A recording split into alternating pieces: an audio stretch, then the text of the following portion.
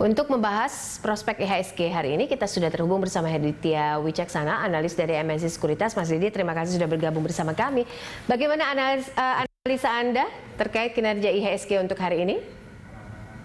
Oke, untuk kinerja IHSG pada hari ini cukup tertekan ya, karena kita sempat tadi terkoreksi di 0,80-an% dan saat ini agak lumayan karena ditutup di minus 0,6% ya, di 5938.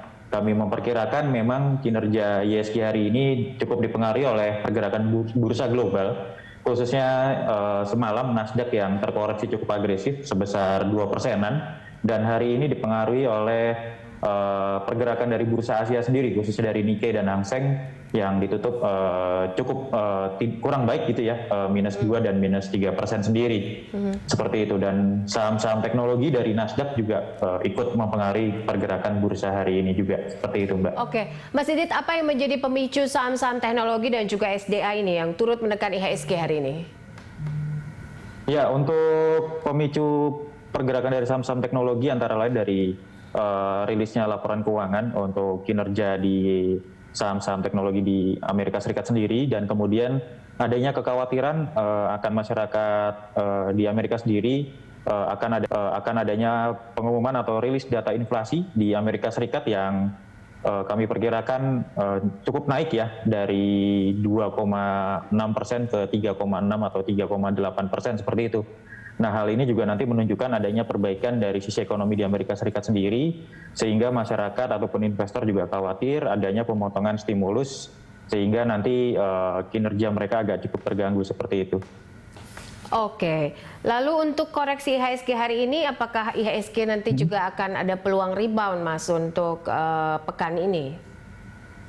Oke, untuk peluang rebound sendiri selama IHSG masih bergerak di atas level supportnya di 5883 begitu ya, maka kami memperkirakan masih ada peluang IHSG untuk menguat kembali, paling tidak terdekatnya di 5950. Kalau 5950 dapat berhasil dilewati, maka berikutnya resisten di 6000 sampai 6006 itu kami perkirakan akan diuji oleh IHSG. Sementara itu kalau nanti resisten 6000-an itu atau level psikologisnya lewat, maka kami perkirakan IHSG dapat bergerak paling tidak ke 6030 sampai 6060 untuk target berikutnya, seperti itu Mbak. Oke, untuk prospek emiten manufaktur, Mas Didit, mungkin dan properti ini untuk pasca Lebaran?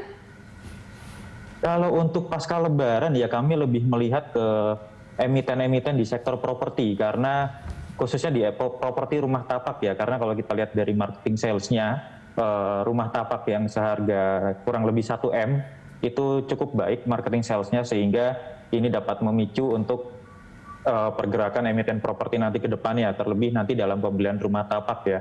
Jadi segmented sendiri untuk di properti. Kemudian kalau kita melihat di manufaktur ini, sebenarnya kita melihat di pre-lebaran, sebelum lebarannya, karena kalau di pasca lebaran kita memperkirakan untuk pergerakan dari manufaktur akan cenderung terbatas malahan, dan seharusnya di sebelum lebaran emiten manufaktur ini kecenderungannya akan lebih baik, namun realitanya kita lihat pergerakannya juga masih cenderung stagnan untuk di pergerakan emiten-emiten sektor manufaktur seperti itu. Oke, untuk pengaruh kenaikan harga komoditas nih dan juga prospek dari emiten industri dasar dan juga tambang, Mas Didit? Oke, kalau kita bicara komoditas ini relatif cukup menarik ya, terutama di 2 hari belakangan ini di sektor CPO dan sektor pertambangan ya, seperti batu bara itu cukup menarik harganya karena naik.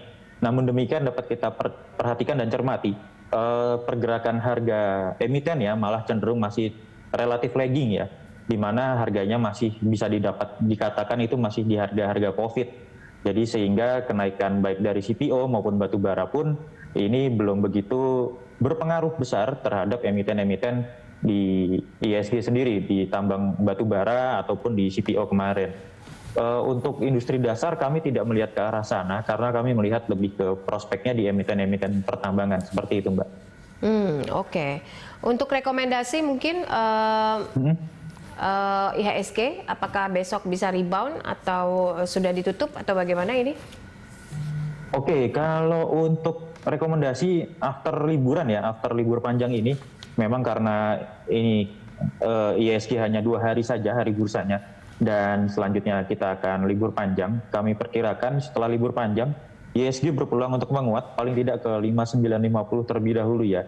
Namun demikian, para investor tetap jaga untuk level supportnya di 5883. Karena kalau menembus level tersebut, maka IHSG kami perkirakan ada kemungkinan akan turun paling tidak ke levelnya di 5750 sampai ke area 5700. Untuk rekomendasi sendiri, kami lebih memperhatikan dan mencermati untuk dari sektor-sektor pertambangan cukup menarik, terlebih di batu bara ya, seperti ada Indi, ITMG, dan Doit.